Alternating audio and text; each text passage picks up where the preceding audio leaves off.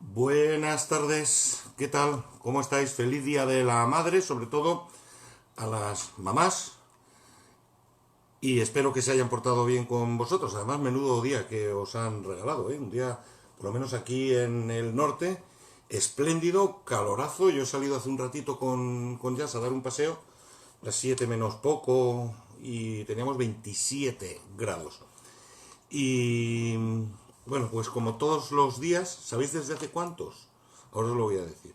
Después de los aplausos, nos asomamos al balcón de la poesía y hoy ya sabéis que como no es el último día, pero sí es el final de estos balcones diarios, quiero decir, eh, que haremos uno a la semana, más o menos, para no despedirnos así de golpe y porrazo, ¿no? Entonces, como ya estamos desconfinados y podemos salir a caminar y a que nos dé el aire, pues ya no vamos a hacer el balcón diario, lo haremos con una frecuencia, pues bueno, vamos a ver si puede ser semanal o ya veremos. Pero este es el balcón número 49, que ya es, ¿eh? Que ya es desde el 23 de marzo, si no me equivoco, sí, hemos estado diariamente asomados al balcón de la poesía y junto a nosotros se han ido asomando hombres y mujeres, escritores y escritoras, poetas y poetas, porque no me gusta la palabra poetisa, a los que, bueno, pues hemos ido conociendo un poquito más y yo creo que forman parte ya de nosotros, al menos un trocito, ¿no? De su esencia, que es la poesía. 49 balcones, es decir, una comunidad en condiciones, ¿eh? Muchos vecinos a lo largo de todo este tiempo. Yo voy a dedicar el programa de hoy a todos vosotros y a todas vosotras, a quienes participáis activamente con los comentarios, con los saludos, con las bromas, y también a quienes sé, porque algunos y algunas me lo habéis dicho, que estáis ahí, sin hacer mucho ruido, como silentes espectadores, ¿verdad?, de estos balcones, y me parece muy bien, que es decir, que a nadie se le obliga a que ponga un me gusta o un hola o un adiós. No hace falta, pero bueno, hoy como último balcón de esta serie diaria, pues tampoco estaría de más que los que habéis estado en las últimas filas calladitos y casi en penumbra, pues o que le dierais un like, un me gusta, o mejor, un hola a todos y ya está, ¿no? Y ya está. Es muy gratificante comprobar cómo hay gente del continente americano, de buena parte de Europa occidental, prácticamente de todas las comunidades autónomas, ¿no? Aquí en España, y eso me alegra mucho, que seamos una comunidad, ¿no? Con 49 balcones y que nos saludemos y que además entre vosotros y vosotras habéis interactuado y espero que lo sigáis haciendo y de esta manera esa lista de amigos que tenemos en Facebook pues sea de verdad un catálogo de amistades que podamos cultivar como lo hemos venido haciendo hasta hoy y a partir de ahora también. Total, que hoy os voy a presentar a un autor al que yo tengo desde hace muchos años una enorme admiración y al que cada vez que releo vuelvo a encontrar y me produce un placer inmenso. Jorge Luis Borges, el poeta, porque vamos a hablar de poesía. Fijaros, es muy curioso, este hombre fue eterno candidato al premio Nobel, os diré por qué no se lo dieron, y nunca escribió una novela. Bueno, Vicente Alexander tampoco escribió nunca una novela y tiene el premio Nobel, ¿no? Pero no es lo habitual. Y Borges no destacaba precisamente por ser un poeta, y es un enorme poeta, como enseguida vamos a comprobar. Entonces, ¿qué hacía? Era un maestro en el relato breve, en el cuento, extraordinario, pero sobre todo era un erudito. La erudición, la sabiduría de Borges es la de un bibliotecario que lo ha leído absolutamente todo. Pero lo vamos a ir conociendo, ¿vale? Como es argentino, no os enfadéis, mis amigos australes y mis amigas australes. Tenía más nombres propios que apellidos. Jorge Francisco Isidoro Luis, 4, Borges Acevedo. Nació en Buenos Aires, terminando agosto, 24 de agosto de 1899, terminaba agosto y terminaba el siglo XIX. Y murió en 1986, un 14 de junio. Murió en Ginebra, se fue a morir a Ginebra, y os lo explicaré por qué. Fue, como digo, un gran escritor, un erudito, ensayista, conferenciante magnífico, cuentista en el mejor sentido de la palabra, poeta en el peor sentido de la palabra, es una broma, y una figura clave en la literatura del mundo, no solo en lengua hispana, de la literatura universal. Es autor de 15 libros de poesía, de un montón de ensayos y de libros de cuentos que hay que leer, Ficciones, el Aleph, el libro de Arena. Ficciones y el Aleph probablemente son los que más fama le dieron, pero es que son buenos todos, son extraordinarios todos. Desde los años 40 del siglo pasado, claro, está reconocido como un magnífico, como uno de los grandes. Eterno, como digo, candidato al premio Nobel. Sus cuentos están todos conectados a través de la temática y su poesía que le obsesionaba: los sueños, los laberintos, la filosofía, la biblioteca, los espejos, el tiempo, sobre todo el tiempo, la mitología, pero europea. Y está a caballo entre el género fantástico, la literatura filosófica, y para muchos, y yo creo que con razón, es el que inicia lo que después va a ser el gran movimiento del realismo mágico en la literatura hispanoamericana del siglo XX. Es decir, que sin Borges, yo estoy seguro que García Márquez hubiera escrito, Vargas Llosa también hubiera escrito, pero no hubieran hecho lo mismo. Él inicia un camino fantástico. Y cuando digo fantástico me refiero a la pura fantasía de la literatura, que luego siguen nombrados, pero hay muchísimos más, ¿no? Vamos a ver un poco su biografía. Borges procede de una familia muy bien acomodada, muy valorada en Argentina porque antepasados suyos habían sido militares que lucharon por la independencia del país, como por ejemplo el coronel Isidro Suárez, que guió a las tropas, siempre las guían hacia la victoria, en una batalla importante en la independencia de Argentina, que es la batalla de Junín. Su abuelo, Francisco Borges, también fue militar y alcanzó el rango de coronel, pero su padre es probablemente la oveja negra de la familia y se sale del cuartel militar. Se llamaba Jorge Borges Haslam, apellido inglés, que fue profesor de psicología y profesor de inglés. Se casó con una mujer muy delicada, que era uruguaya, la madre de Borges, Leonor Acevedo Suárez. Dicen que una mujer llena de sensibilidad, muy maternal y que marca profundamente a nuestro poeta de hoy, a Borges.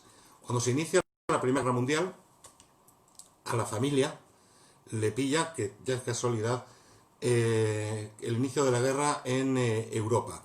Su padre, que ya hemos dicho que había sido profesor de psicología e inglés, se ha quedado ciego, se ha arruinado y renuncia a su trabajo, no puede seguir trabajando, claro, en Argentina, y se viene a Europa y está por París, por Milán, por Venecia, y cuando las cosas se ponen peliagudas por la Primera Guerra Mundial, se van a Ginebra, esa Suiza siempre neutral, que les acoge, y allí Borges tiene mucho tiempo para leer y descubre a los escritores franceses, los clásicos, desde Voltaire a Víctor Hugo, es decir, estamos hablando del 18 al 19, ¿no? Y ahí irrumpen también los poetas simbolistas franceses, de los que tanto hemos hablado: Baudelaire, Verlaine, Rimbaud, Mallarmé, y queda fascinado, claro, como quedaron fascinados todos aquellos que conocen el simbolismo francés, porque cambia la poesía y abre la puerta a las distintas vanguardias que en los albores del siglo XX van a fascinar a todas las artes. Pero también descubre el expresionismo alemán, y Borges, que ya hablaba inglés, aprendió a hablar inglés antes que español, porque en su casa eran bilingües, decide aprender alemán, y el tío aprende alemán Debía tener, bueno, era una mente privilegiada en todo caso, ¿no? Así que ya tenemos a un Borges que sabe y domina el español, que sabe y domina el inglés, y el inglés antiguo, esto es muy importante porque le va a permitir leer las grandes sagas escandinavas. Y era un ratón de biblioteca, claro. Y acaba de aprender alemán y está leyendo mucho alemán. En 1919 viven en España, toda la familia. Primero en Barcelona, luego en Mallorca y más tarde en Madrid.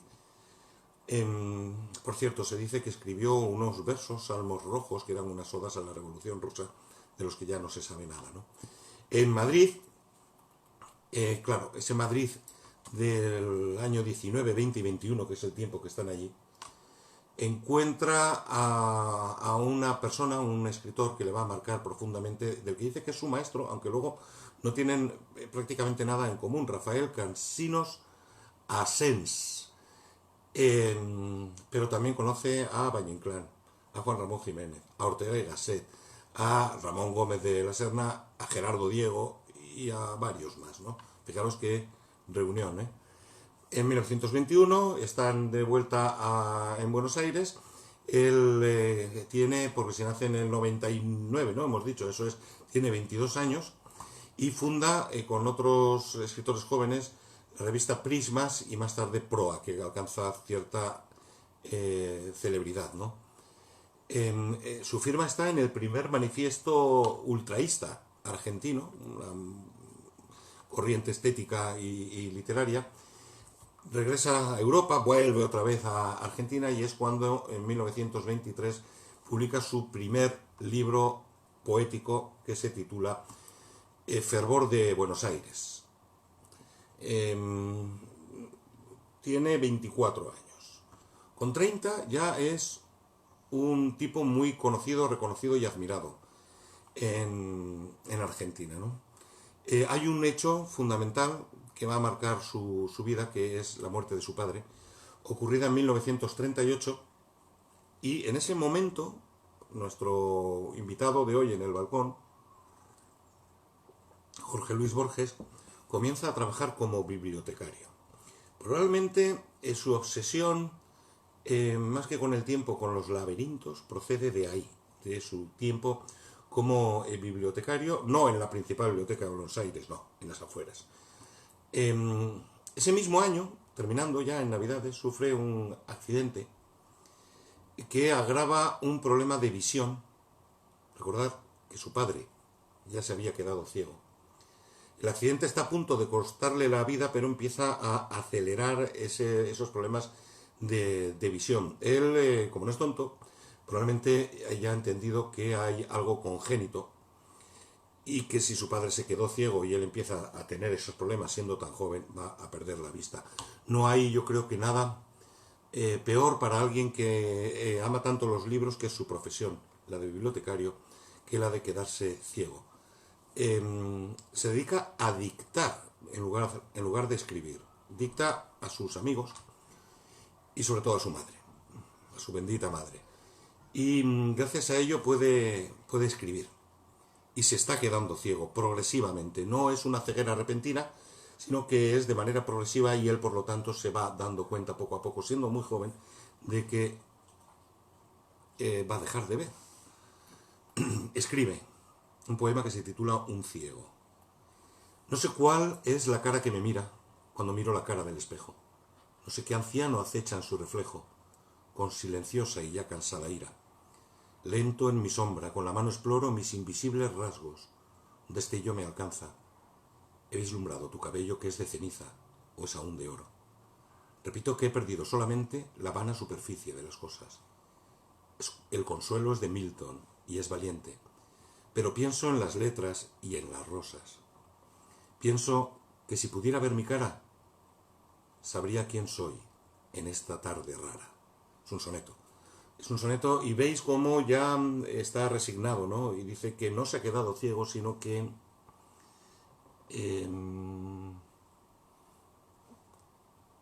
he perdido solamente la vana superficie de las cosas, la apariencia, ¿no? Borges tampoco es un tipo al que le sucedan muchas cosas en la vida, ¿no? no es León Felipe, que va de aquí para allá, no es alguien que se tenga que exilar. Eh, bueno, ha viajado de joven, lo volverá a hacer ya de mayor, pero tampoco es una persona que fuera precisamente la alegría de la huerta, ¿no? Y un dechado de actividad, sí de producción. Entonces, todo lo que sucede y le marca la vida es, como hemos visto, la muerte de su padre en 1938, Jesús, María y José, o el accidente que acelera los problemas de visión, o, es decir, accidentes ajenos a su propia voluntad o sucesos históricos, como por ejemplo la llegada del peronismo a Argentina en 1945.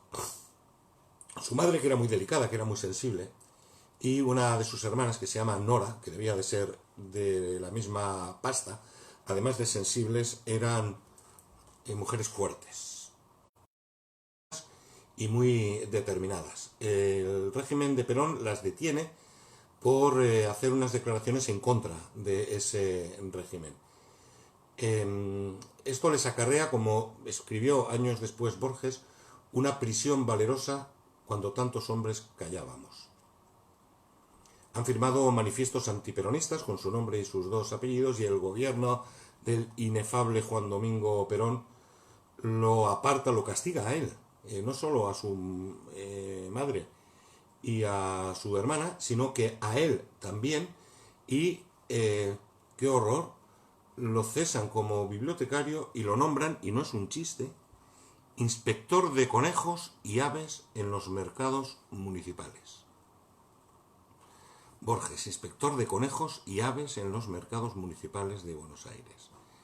El que se está quedando ciego y que no se ve ahí, lo que hace es renunciar, y se gana la vida como conferenciante. Hay un libro de Borges, 7 noches, que reúne 7 conferencias escogidas de él, que os lo recomiendo. Habla, por ejemplo, de la poesía, o del libro de las 1001 noches, ¿no? O del tiempo, y es deslumbrante, es absolutamente deslumbrante.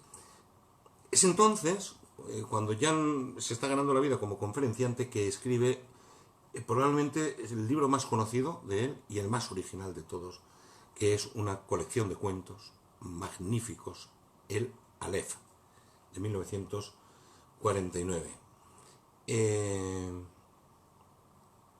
Poco después cambia el gobierno en Argentina.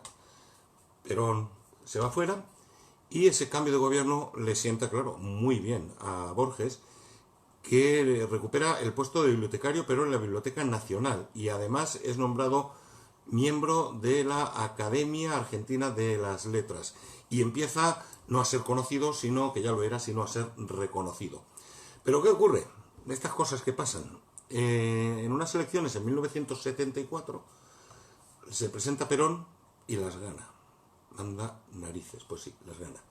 Y recordad que la venganza es un plato que los miserables cocinan largamente para servirlo frío, y Perón era un miserable, y un vengativo y un rencoroso. Así que enseguida va a por Borges, le retira la dirección de la Biblioteca Nacional, y es excluido por completo de la vida cultural de Buenos Aires.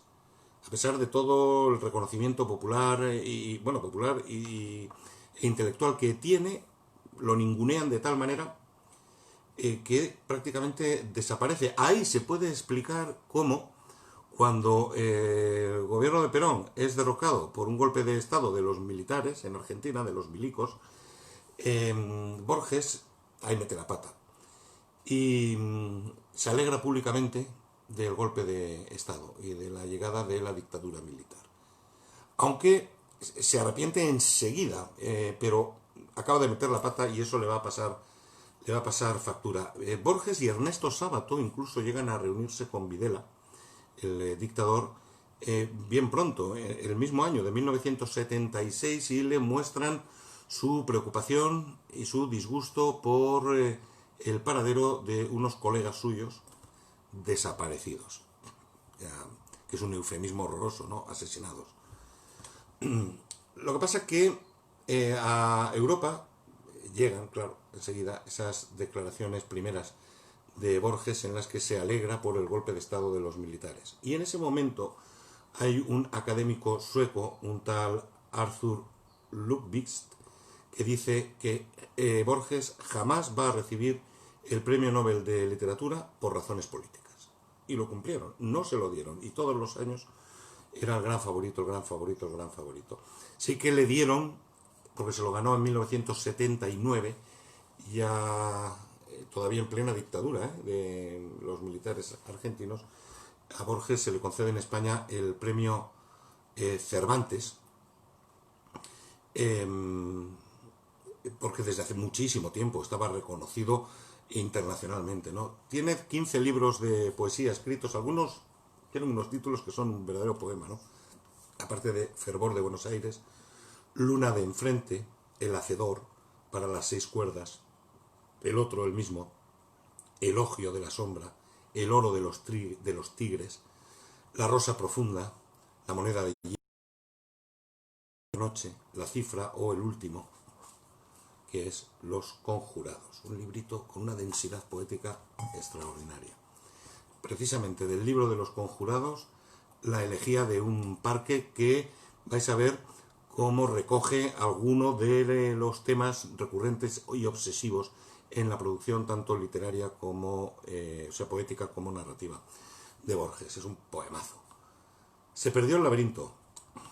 Se perdieron todos los eucaliptos ordenados, los toldos del verano y la vigilia del incesante espejo, repitiendo cada expresión de cada rostro humano, cada fugacidad.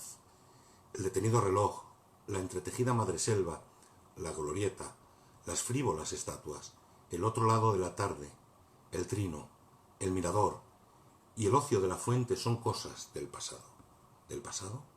Si no hubo un principio ni habrá un término, si nos aguarda una infinita suma de blancos días y de negras noches, ya somos el pasado que seremos, somos el tiempo, el río invisible, somos Uxmal, Cartago y la borrada muralla del romano y el perdido parque que conmemoran estos versos. El parque, el laberinto, aparece también el espejo y el tiempo, ¿no? Y el tiempo, cómo nos va llevando de atrás a adelante, de adelante a atrás, y cuando termina el poema y el perdido parque que conmemoran estos versos. Somos conscientes del tiempo y de las 3 categorías que Borges, y luego lo comentamos, atribuye al tiempo. En 1975 muere su madre a los 99 años de edad. La madre ha dedicado toda su vida a cuidar a su hijo, a escribir por él, a mimarle.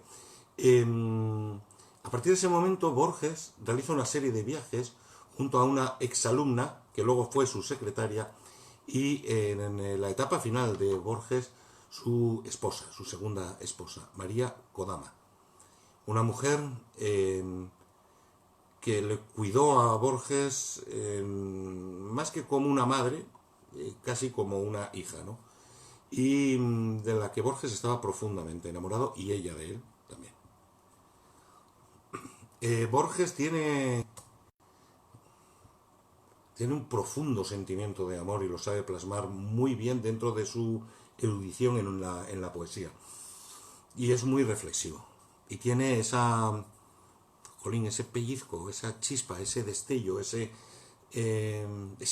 decir que emociona, ¿no? Este poema, que es otro soneto, es extraordinario. El remordimiento. He cometido el peor de los pecados que un hombre puede cometer. No he sido feliz. Que los glaciares del olvido me arrastren y me pierdan, despiadados. Mis padres me engendraron para el juego arriesgado y hermoso de la vida, para la tierra, el agua, el aire, el fuego. Los defraudé. No fui feliz. Cumplida no fue su joven voluntad. Mi mente se aplicó a las simétricas porfías del arte que entreteje naderías. Me legaron valor, no fui valiente. No me abandona, siempre está a mi lado la sombra de haber sido un desdichado. Poco cenizo, sí que es. Pero recordad que al principio os he dicho que estaba fascinado por la mitología clásica, ¿no?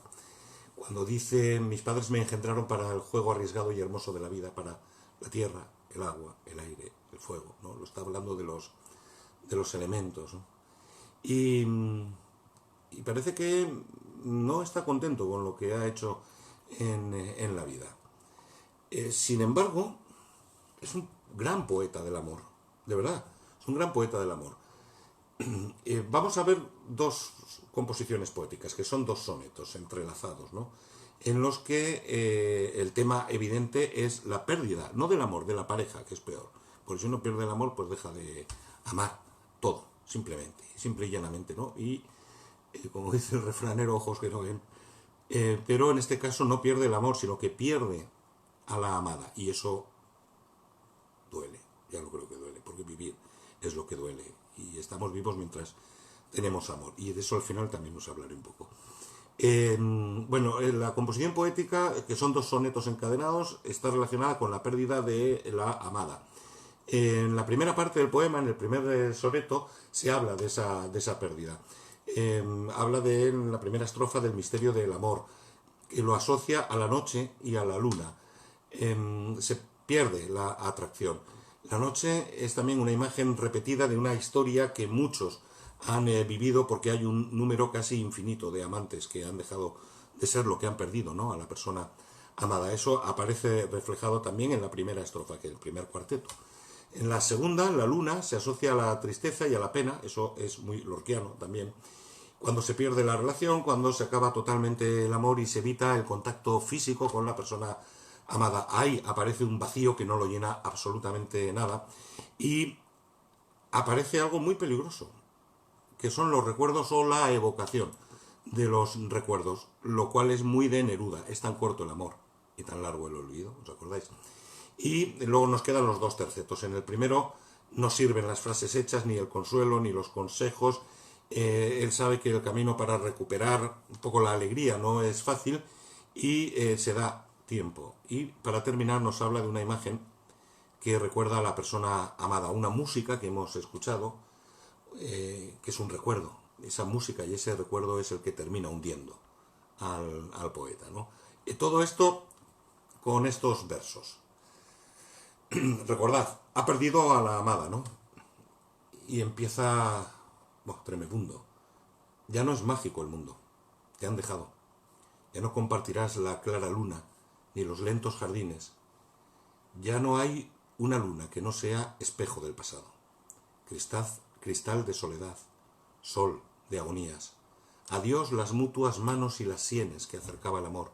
Hoy solo tienes la fiel memoria y los desiertos días. Nadie pierde, repites vanamente, sino lo que no tiene y no ha tenido nunca, pero no basta ser valiente para aprender el arte del olvido. Un símbolo, una rosa, te desgarra y te puede matar una guitarra.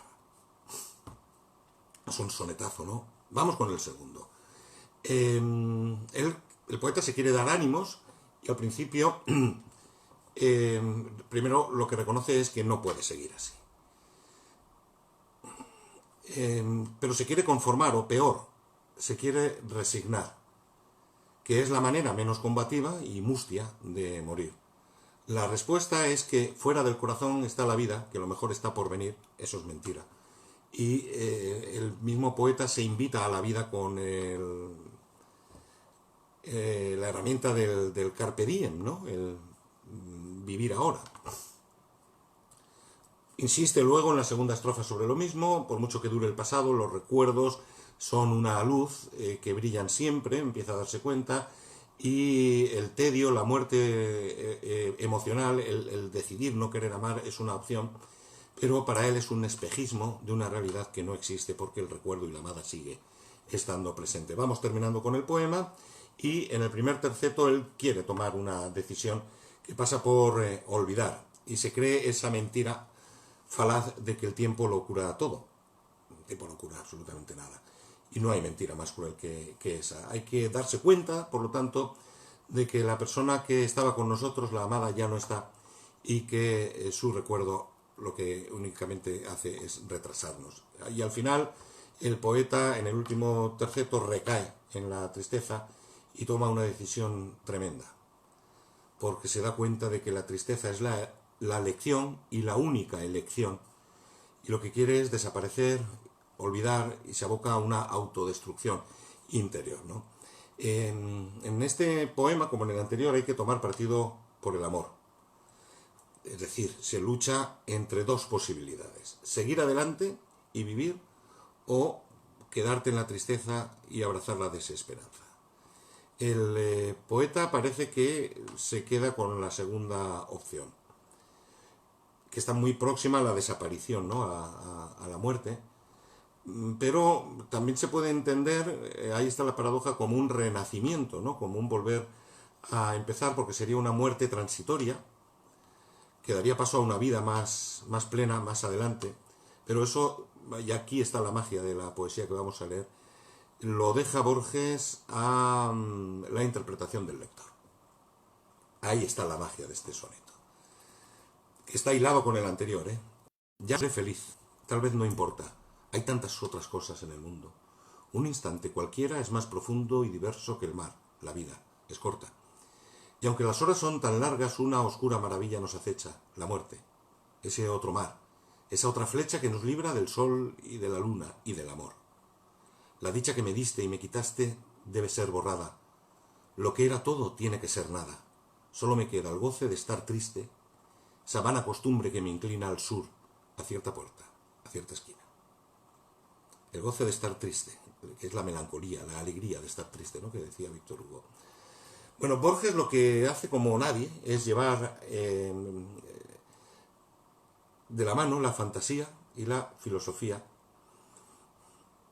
por encima incluso de la metafísica, de la teología, porque no sabemos si es, luego sabremos que sí, que es creyente a su manera, ¿no? Los temas que desarrolla en su poesía y en su narrativa son recurrentes y obsesivos. El tiempo.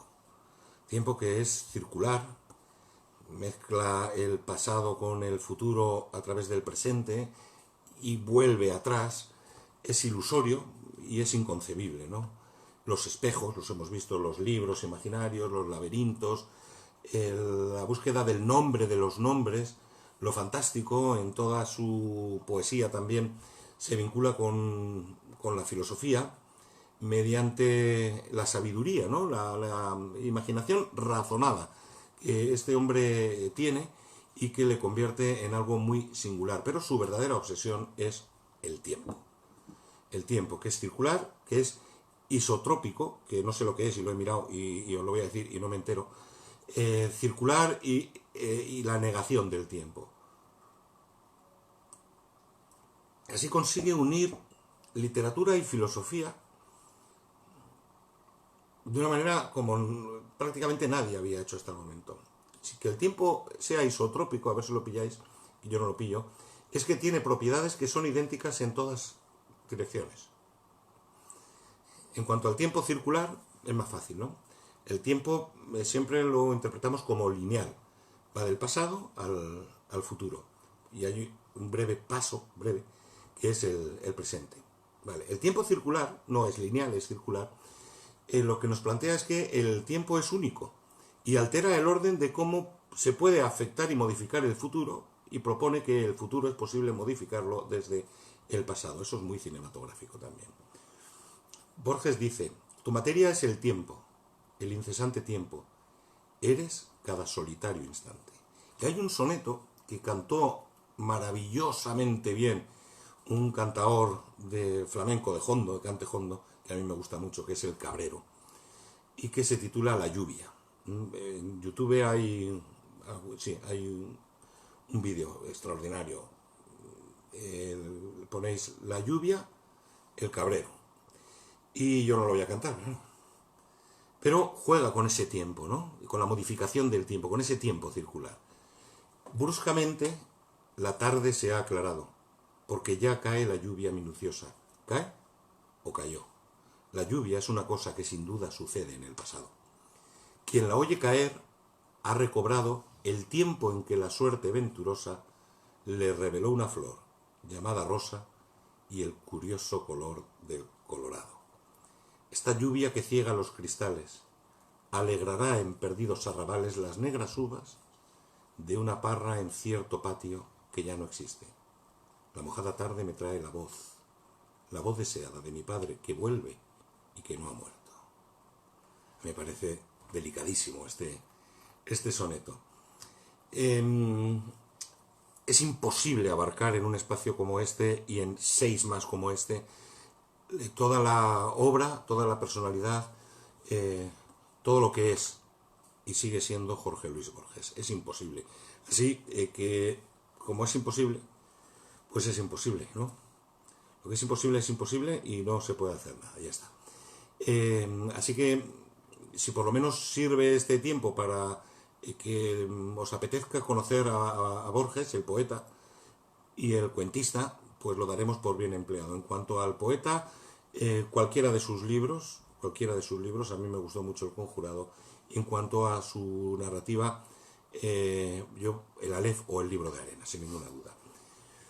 En 1986 le diagnostican un cáncer y él, temiendo que su agonía en Argentina fuera un espectáculo nacional, se marcha de Argentina y vuelve a Ginebra, en Suiza, donde había estado cuando comienza la Primera Guerra Mundial, una ciudad a la que siempre había estado muy, muy unido. Borges incluso dijo que Ginebra era una de sus patrias. Muere ese mismo año, el 14 de junio de 1986, a los 86 años, le faltaban muy poquitos para cumplir 87, víctima de un cáncer hepático y un enfisema pulmonar. Según cuenta uno de sus amigos y compatriota, Adolfo Bioy Casares, a la muerte de Borges asistió su traductor al francés, Jean-Pierre Vernet, quien dice y asegura que Borges murió diciendo el Padre Nuestro en anglosajón, inglés antiguo, inglés, francés y español. Hay un poema de Borges que ahora encaja muy bien aquí. Se titula Despedida. Y dice: entre mi amor y yo han de levantarse 300 noches como 300 paredes, y el mar será una magia entre nosotros. No habrá sino recuerdos, o tardes merecidas por la pena, noches esperanzadas de mirarte, campos de mi camino, firmamento que estoy viendo y perdiendo, definitiva como un mármol, entristecerá tu ausencia otras tardes. Borges siempre ha tenido, y yo creo que es una ficción que él crea alrededor de su propia persona para protegerse, era muy tímido, pero siempre ha tenido un halo de misterio bien cultivado, erudito, que él genera, que él alimenta y que él mantiene incluso hasta después de su muerte. Obedeciendo a su última voluntad, los restos mortales de Borges están en un cementerio de Buenos Aires, en Plaine-Palais. La lápida es una piedra blanca y áspera, y a ver si lo explico bien. En lo alto de su cara anterior se lee Jorge Luis Borges, y debajo, junto a un grabado circular con 7 guerreros, hay una pequeña cruz de Gales y el año de su nacimiento y el de su muerte. Hay una inscripción en anglosajón que se traduce así, comillas, y que no temieran, comillas. Como diría el otro, fin de la cita. La cara posterior de la lápida tiene una frase que se corresponde al capítulo 27 de la saga Volsunga, que es una saga noruega del siglo XIII, que Borges había leído y era un gran conocedor de las sagas islandesas y noruegas, ¿no? Y esa frase se traduce así, comillas: él tomó la espada, Gram, y la colocó entre ellos desenvainada. Fin de la cita. Estos dos mismos versos los utiliza Borges también en un epígrafe de uno de sus cuentos, Ulrica, que está en el Libro de Arena, que es el único relato de amor de Borges. Escribe muchos poemas de amor, pero relatos de amor, no. Bajo esta segunda inscripción, la que he dicho de él tomó la espada Gram y la colocó entre ellos desenvainada, bajo esa segunda inscripción en la lápida de la tumba de Borges está grabada una nave vikinga. Yo no entiendo nada. Por eso digo que se rodea, ¿no?, de un halo de misterio que él mismo genera, que él mismo alimenta y que él mantiene, incluso para después de su muerte, ¿no?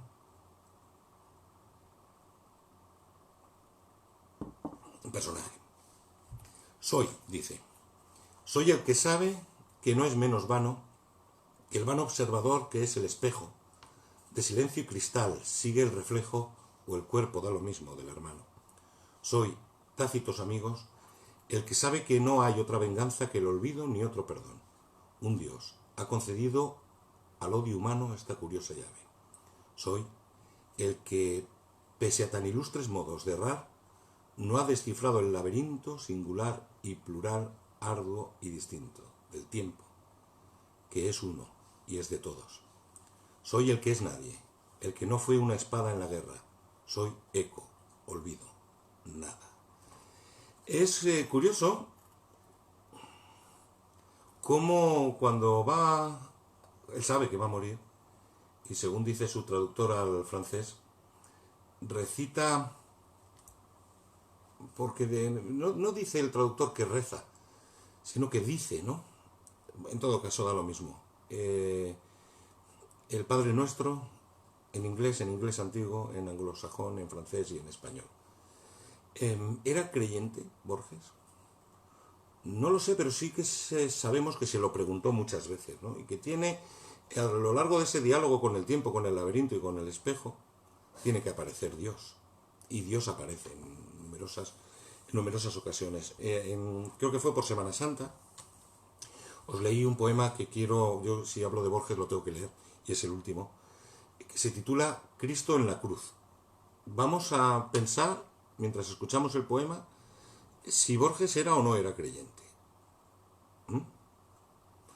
Y luego respondéis, a ver qué os parece. Cristo en la cruz. Es demoledor, ¿eh? Cristo en la cruz. Los pies tocan la tierra. Los tres maderos son de igual altura. Cristo no está en el medio. Es el tercero. La negra barba pende sobre el pecho. El rostro no es el rostro de las láminas. Es áspero y judío. No lo veo. Y seguiré buscándolo hasta el día último de mis pasos por la tierra. El hombre quebrantado sufre y calla. La corona de espinas lo lastima. No lo alcanza la befa de la plebe que ha visto su agonía tantas veces. La suya o la de otro, da lo mismo. Cristo en la cruz. Desordenadamente piensa en el reino que tal vez lo espera. Piensa en una mujer que no fue suya. No le está dado ver la teología, la indescifrable Trinidad, los gnósticos, las catedrales, la navaja de Ockham, la púrpura, la mitra, la liturgia, la conversión de Gutrún por la espada, la Inquisición, la sangre de los mártires, las atroces cruzadas, Juana de Arco, el Vaticano, que bendice ejércitos. Sabe que no es un dios y que es un hombre que muere con el día. No le importa. Le importa el duro hierro de los clavos. No es un romano, no es un griego. Gime. Nos ha dejado espléndidas metáforas y una doctrina del perdón que puede anular el pasado. Esa sentencia la escribió un irlandés en una cárcel. El alma busca el fin, apresurada. Ha oscurecido un poco. Ya se ha muerto. Anda una mosca por la carne quieta. ¿De qué puede servirme que aquel hombre haya sufrido si yo sufro ahora? ¿Es creyente o no es creyente? Es una descripción, ¿no?, del Calvario, de la agonía de Cristo. Y a mí me sigue rondando esa pregunta. ¿Es creyente o no es creyente? Lo que está claro es que no es católico. El Vaticano bendiciendo ejércitos. Qué interesante es hacerse preguntas, ¿verdad? Qué interesante es hacerse preguntas. Bueno, y terminamos. Borges tiene grandes poemas amorosos. Grandes. Quizá no es erótico, evidente.